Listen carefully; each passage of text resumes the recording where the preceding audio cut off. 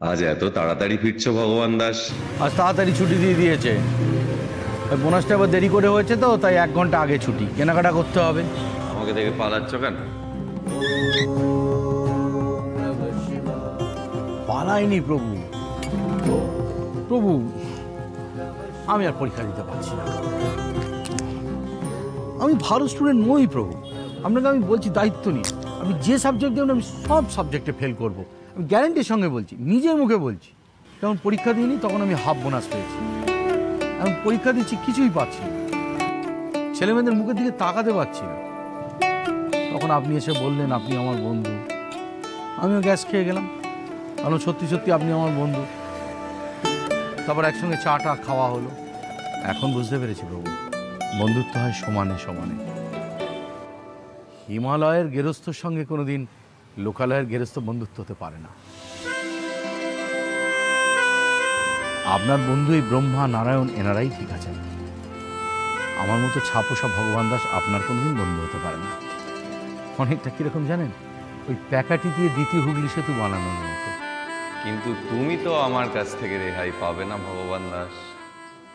আমি যাকে একবার বন্ধু হিসেবে গ্রহণ করি তাকে আমি কখনো ত্যাগ করি না। সে চাইলেও আমার কাছ থেকে দূরে যেতে পারে না। আপনি ভালো মানুষকে কষ্ট দেন আর খারাপ মানুষকে আপনি সুখে রাখেন। কেন প্রভু এই বিপরীতমুখী প্রতিক্রিয়া? কেন প্রভু?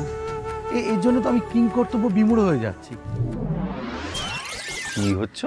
কিংকর্তব্য বিমূঢ় মানে পুরো ঘেটে যাচ্ছি। এটা তোমার মধ্যে আছে ভগবান দাস। তুমি সব ব্যাপারে বিমূঢ় হবে না, বিমূঢ় ঠিক আছে, কিন্তু তার আগে তো একটা কিংকর্তব্য আছে। দুটো মিলে গেলে তো পুরো ঘেটে যায়। সে যাই হোক, আমি তোমাকে এভাবেই সৃষ্টি করেছি। ভাবুন, এটা কিন্তু অন্য কেউ জানে না কিন্তু প্রভু।